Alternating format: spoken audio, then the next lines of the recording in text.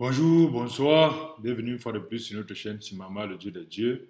Bienvenue sur cette série, les preuves scientifiques de l'existence de Dieu. Nous avons vu plusieurs éléments, plusieurs axes qui nous permettaient scientifiquement de regarder et de voir justement les preuves de l'existence de l'être causé. Et on a vu ces caractéristiques, on a vu plusieurs éléments tels que les expériences de mort imminente, les miracles réels, la notion mathématique de contingence, la notion mathématique de nécessité. On a vu justement les preuves du calame, on a vu les preuves cosmologiques et on a vu les preuves du fine-tuning. Ce sont des éléments qui peuvent être approfondis pour voir justement qu'avant de s'asseoir, parler que la science a dit, que la science a dit qu'il faut vraiment prendre la peine d'étudier certaines choses et se rendre compte que ce n'est plus une histoire de discussion entre des personnes en disant je pense que, mais ce sont des éléments testables et vérifiables. Et aujourd'hui, nous allons voir une autre preuve, on appelle ça la preuve ontologique. C'est vrai que c'est une preuve mathématique, mais difficile à simplifier. Ce n'est pas difficile à expliquer, mais c'est difficile à simplifier.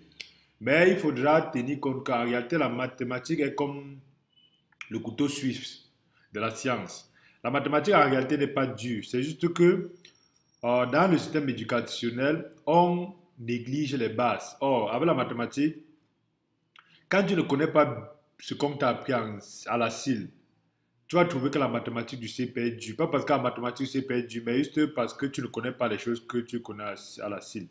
Si tu arrives au CM2, tu trouves que la mathématique est dure, ce n'est pas parce que c'est dur, c'est parce que tu es censé connaître les règles qu'on t'a appris dans les classes inférieures. On ajoute juste des petites choses dessus. Et ainsi de suite, quand on va ajouter la trigonométrie, les entiers relatifs. Si tu ne connais pas d'abord les entiers naturels, les entiers relatifs, ça va être compliqué. Si tu ne connais pas les réels, alors les nombres, en fait, tous les autres nombres complexes qu'on va te donner, c'est un peu compliqué. Donc, ce n'est pas la mathématique le problème, c'est la façon qu'elle est enseignée qui pose souvent un problème. Moi, j'ai un de mes trophées, c'est que j'ai grandi en milieu, je suis né, j'ai grandi en milieu rural, au village. Il a fait très très longtemps sans aller en ville. Donc la ville pour nous c'était des choses qu'on imaginait juste. Et on se disait que c'était un endroit bien, tout ça, c'est de la connerie en fait. Mais bon, et dans le milieu rural, l'accès à l'éducation n'est pas la même que dans le milieu urbain. Mais malgré le fait, malgré ça, nous sommes en sortie, nous avons fait des études scientifiques, des études mathématiques, des études techniques. Et aujourd'hui, nous ne sommes pas si lésés que ça. C'est en fait pour dire que cette difficulté-là, ça a été plus difficile pour nous autres, pas parce que nous n'avions pas les compétences, la capacité, mais parce que nous n'avions pas décollé au même starting block que les autres. Les autres ont décollé 200 mètres plus loin devant. Nous étions derrière, nous avons eu à courir plusieurs fois pour nous retrouver au niveau de la mathématique, parce que je vous assure, en milieu rural, on ne vous enseigne pas forcément, on ne donne pas forcément une certaine valeur sur la compréhension, ainsi de suite. Et c'est pour ça que quand j'arrive à la seule classe dans le système éducatif que j'ai redoublé de ma vie,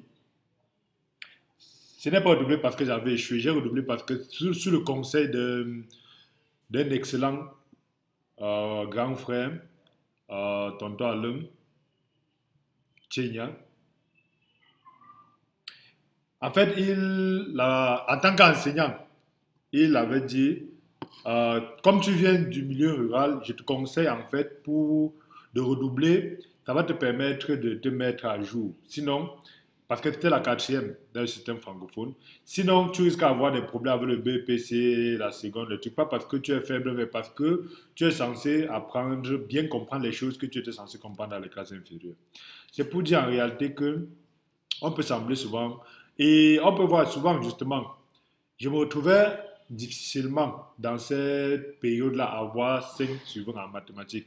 Pas parce que c'était dur, mais parce que pour démontrer quelque chose, je ne connaissais pas forcément ce que était censé apprendre dans les classes inférieures. Et pendant que les autres utilisaient cela pour avoir des bonnes notes, moi, je me retrouvais en train de... Et dès que j'ai pris en main, et ça n'a plus été difficile. Donc, c'est pour dire la chance qu'on a souvent d'avoir certaines métriques et on ne les utilise pas à 100% parce qu'il y a d'autres personnes qui n'ont pas cette chance-là. Et de même aussi, c'était pour particulariser le fait qu'en réalité, la notion de preuve, argument ontologique, c'est pas que c'est dur. C'est juste que ceux qui auront la difficulté à comprendre, ce ne serait pas parce que c'est dur, mais parce que peut-être il y a des éléments du raisonnement et de la logique des prédicats, peut-être qu'ils auraient eu à apprendre, qu'ils devraient d'abord apprendre avant. Comment on apprend à démontrer, comment on apprend à comprendre, et ainsi de suite. Pourquoi? Parce que je me rappelais dernièrement, j'ai discuté avec des gens dans un groupe études prêt à l'enlèvement, où des frères chrétiens, parce qu'ils pensent que parce qu'ils sont vieux, ce qu'ils disent, même s'ils disent des choses pas vraies ou des choses qu'ils pensent, ils vont venir prétendre qu'on doit accepter sous prétexte que, comme c'est du christianisme, on doit tout accepter.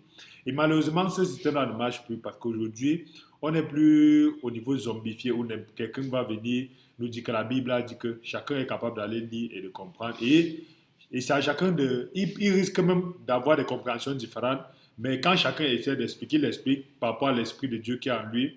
Voilà pourquoi je dis cela. Ce n'est pas qu'on doit expliquer en disant que non, c'est la seule manière de comprendre. Et si tu ne comprends pas comme ça veut dire que tu n'as pas le salut, ça veut dire que tu ne comprends pas, ça veut dire que tu... Et c'est ça qui crée des divisions et des destructions dans le corps de Christ. Malheureusement, dans ce groupe-là, il y a des frères qui pensaient il suffisait qu'ils disaient des choses, on accepte. Sinon, ils disaient que non, c'est parce que vous devez montrer que vous lisez trop, vous devez montrer que vous connaissez trop, vous n'acceptez pas ce qu'on dit parce que vous n'aimez pas qu'on vous dise autre chose. Et je leur disais que non, frère. Aujourd'hui, peut-être apprenez à démontrer quelque chose, apprenez les bases du raisonnement. C'est vrai qu'on ne dit pas d'être forcément scientifique, parce qu'ils vont entrer dans des systèmes de dire que non, on ne doit pas mélanger la sagesse du monde avec la sagesse de Dieu, et ainsi de suite. Mais c'est très important d'apprendre le B à bas, parce que tu peux dire des choses très vraies et très claires. Mais si tu t'y prends mal, peut-être d'autres peuvent ne pas très bien comprendre. Et on ne doit pas les en vouloir pour ça, mais on doit essayer de comprendre pourquoi ils n'ont pas compris et on va essayer de se mettre à jouer. C'est ce que nous essayons de faire au fil de ces vidéos-ci. Et la preuve, l'argument ontologique est, pour comprendre ça, on va imaginer juste quelque chose, on va dire, euh, supposons l'être le plus parfait qui existe. Imaginons l'être le plus parfait qui existe. Et nous allons comprendre que l'être le plus parfait qui existe, s'il existe, il y a deux possibilités. Soit cet être existe, soit il n'existe pas. Mais si l'être le plus parfait existe, il est toujours plus grand que celui qui n'existe pas. Ça veut dire l'être le plus parfait qui existe est toujours plus grand que l'être le plus parfait qui n'existe pas. Et dans ce cas, on peut se dire l'être le plus parfait qui n'existe pas veut dire que c'est nous au moins nous le dépassons. Et si nous le dépassons, nous nous rendons compte que nous ne sommes pas l'être le plus parfait. Ça devient une contradiction. Ça veut dire qu'en réalité, il y a un être plus parfait qui existe, qui est au-dessus de nous, qui est plus parfait que nous. Et c'est ça la base de la preuve ontologique. Si quelqu'un a compris ça, c'est qu'il a compris. Tout le reste, en fait, c'est l'explication. Ça veut dire, on suppose qu'il y a un papa qui est plus fort que nous. Si ce papa-là n'existe pas, alors le papa plus fort que nous qui existe est toujours plus grand que le papa plus fort que nous qui n'existe pas. Parce que lui, au moins, on peut le toucher parce qu'il existe. Maintenant, si le papa plus fort que nous qui existe n'existe pas, ça veut dire que nous sommes le papa le plus fort. Or, nous savons que nous ne sommes pas le papa le plus fort. C'est la notion de conscience qui nous permet de savoir que nous ne sommes pas le papa le plus fort. Alors, obligatoirement, puisque nous ne sommes pas le plus fort, et puisque nous dépassons le papa le plus fort qui n'existe pas, obligatoirement, il existe donc un papa plus fort que nous qui existe. Et ce papa-là au-dessus, et c'est lui qu'on appelle encore Dieu. Voilà la preuve de l'argument ontologique. Tout le reste là, en fait, c'est l'explication. Et je pense que il faut prendre la peine de comprendre ce que je viens de dire là de réfléchir encore dessus et d'essayer de comprendre en nos propres mots. Et lorsqu'on regarde donc le papa le plus parfait qui existe, qui est Dieu, qui est la cause imposée, il ne peut pas être contingent. Ça veut dire quoi? Il est obligatoirement nécessaire. Pourquoi? Nécessaire veut dire que dans tous les mondes possibles qu'on imagine, il existe dans ces mondes-là. Comme nous avons dit précédemment, par exemple, quelque chose qui est contingent, c'est quelque chose qui, dans tous les mondes qui existent, n'est pas forcément existant. Par exemple, il peut y avoir un monde qui existe dans lequel j'ai les locks et je suis habillé en blanc en train de faire la même vidéo. Il y a un autre monde qui existe où je suis Sangoku et j'ai les cheveux Super Saiyan et je fais la même vidéo. Voilà 3 mondes.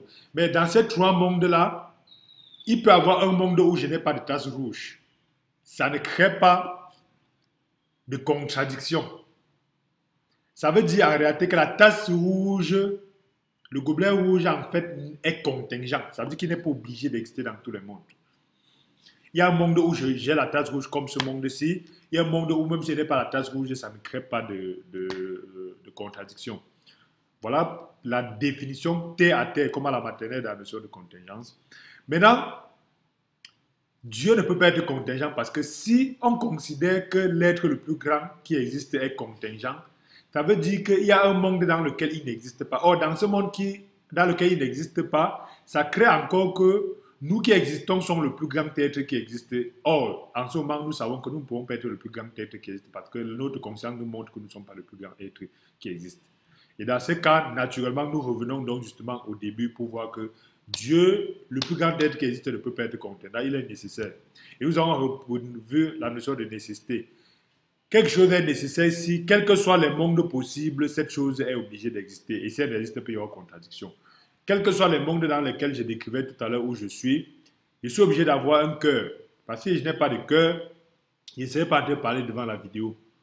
Et dans ce cas-là, si je n'ai pas de cœur, je ne serai pas en train de parler dans la vidéo. Et or, donc, quels que soient les mondes qui existent que j'ai inventés là, je suis obligé d'avoir un cœur. Donc, ce cœur-là est nécessaire. Quels que soient donc les mondes qui existent, l'être le plus parfait qui est réel et qui existe, qui est supérieur à nous, à la conscience qui perçoit ce raisonnement ontologique, en fait, cet être-là est forcément nécessaire. Quels que soient les mondes qu'on prend, les univers parallèles qu'on prend, forcément cet être-là est obligé d'exister pour que la personne qui parle dans ce monde-là puisse exister. Parce que la personne qui parle n'est pas le plus grand être. Donc voilà un peu terre à terre. Nous essayons de simplifier au maximum la preuve ontologique. C'est encore plus profond. Descartes est encore allé plus en profondeur dans ces éléments mathématiques-là. Mais lorsqu'on va aller dans la mathématique, d'autres risques se perdent. Par exemple, pour tout système qui existe, il existe un système tel que ces règles ici s'appliquent. Or, si ce système-là existe, voilà un peu, on suppose que A est le maximum de ce système-là et A ne peut pas exister. Voilà un peu des éléments qui sont plus mathématiques pour prouver la notion ontologique que nous essayons de simplifier à la maternelle.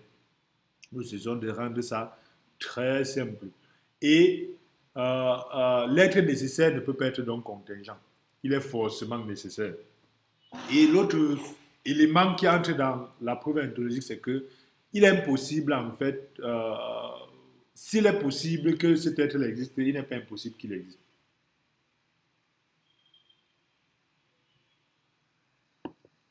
Ça veut dire, s'il est possible qu'il existe, parce que nous avons démontré qu'il existe forcément. Or, on se rend compte que s'il est possible qu'il existe, ça veut dire qu'il est impossible qu'il n'existe pas. Parce que si l'un est vrai, automatiquement l'autre est vrai. Comment il va encore simplifier ça?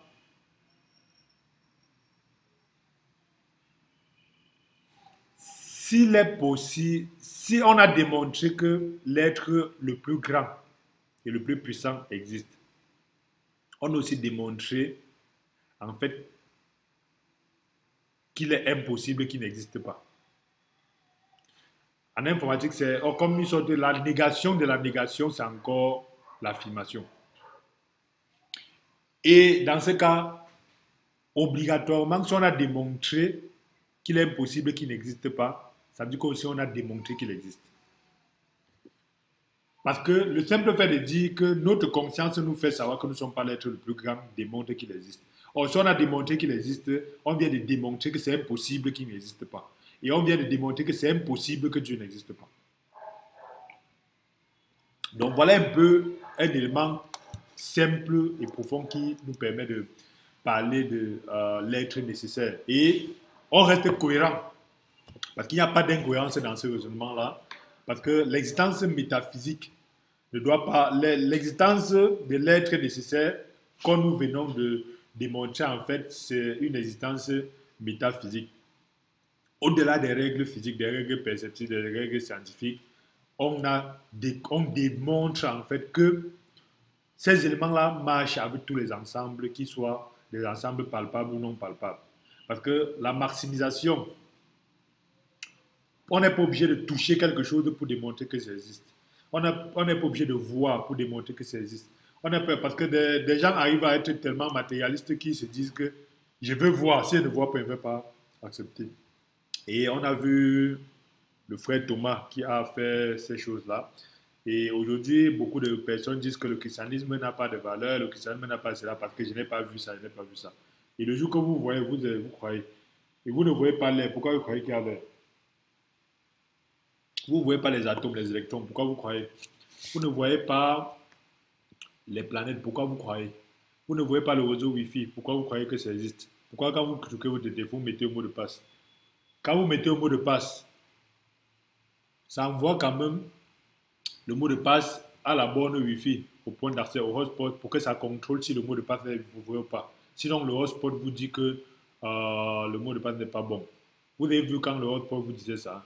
Vous le connaissez, vous savez comment il fait pour dire. Donc, nous, naturellement, on peut comprendre justement que la démonstration dans les choses métaphysiques est naturelle pour celui qui est simple et qui met de côté son ego et qui essaie d'un peu de réfléchir. Et c'est pour ça que le livre de Romains peut dire que Dieu s'est fait voir et s'est fait connaître par tout ce qui est autour de nous. Si quelqu'un met un peu pause au doute et à l'esprit d'incrédulité, il regarde autour de lui, il essaie de réfléchir naturellement, il va voir Dieu et il va le voir de façon très détaillée. Et c'est ça qui permettait qu'Einstein Einstein n'était pas n'était pas particulièrement plus intelligent, contrairement à ce qu'on essaie de faire croire. Il y avait des gens bien plus intelligents qu'Einstein. Einstein avait particularité, quand j'ai lu son autobiographie, lui-même il explique que c'est même pas qu'il est trop fort, parce que les problèmes de maths, vous savez qui, quand Einstein a les problèmes de maths, il partait voir Planck. J'ai étudié Planck à l'université, les équations de Planck. Je pense que c'était Planck, sauf si je me trompe, mais c'est un mathématicien très connu à son époque. Il dit que c'est quand la mathématique le cognait, c'est chez lui qu'il partait. Alors, les gens pensent que Einstein était très intelligent, tout ça. Il dit que quand il partait, quand Planck démontrait, il s'arrêtait, il dit que pardon, explique-moi le petit côté, c'est ainsi de suite. Or, on ne parle pas de Planck comme Einstein. Donc, pour dire qu'Einstein, en fait, a dit que la particularité de son cerveau, c'est qu'il faisait ce qu'on appelle les expériences, ça a un nom là, les expériences imaginatoires. Donc, il supposait que j'invente, il imaginait des choses, il se transportait d'un monde imaginaire et il l'observait. Et quand il l'observait, donc, il décrivait par rapport à ce monde imaginaire-là en incluant les règles scientifiques. C'est pour ça qu'il pouvait dire, j'imagine que je suis sur Jupiter. Et si je suis sur Jupiter, il y a les anneaux de Saturne qui sont à côté. Et ces anneaux-là tournent dans quel sens, ainsi de suite. Et c'est comme ça qu'il imaginait des choses. Et quand il ressort de là, il ressort avec des règles qu'on se dit, waouh, comment ça se fait.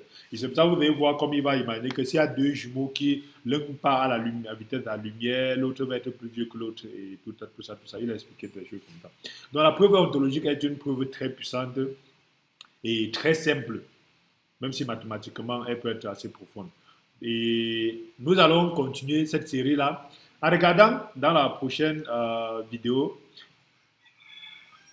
les implications de croire que Dieu n'existe pas. Parce que nous ne sommes pas juste en train de marteler quelque chose. Nous allons regarder ensemble ce que ça signifie de ne pas croire à la cause imposée. Donc merci d'avoir écouté cette vidéo. Merci de suivre cette série. Merci de vous abonner. Merci de la confiance que vous nous faites. Merci pour ceux qui prennent la peine d'aller faire des recherches encore plus profondes sur ces éléments-là pour comprendre. Et pour ne pas se laisser tromper par ces gens-là qui viennent avec des gros doctorats et des gros diplômes dire que la science a dit que la science a dit alors que la science n'a pas dit. Et ça permet en fait que nous ne puissions pas laisser nos générations qui viennent être trompées par des frustrés et par des gens qui peut-être à l'école ne s'en sortaient pas trop, mais qui vont venir parler au nom d'une science qu'ils ne connaissent pas. Parce que en réalité, euh, s'il vous plaît, la science fait mal au cerveau.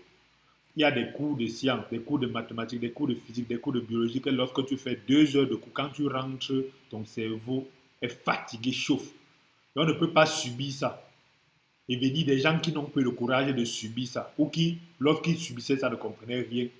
Ils essaient de marteler des choses juste parce qu'ils aiment bavarder.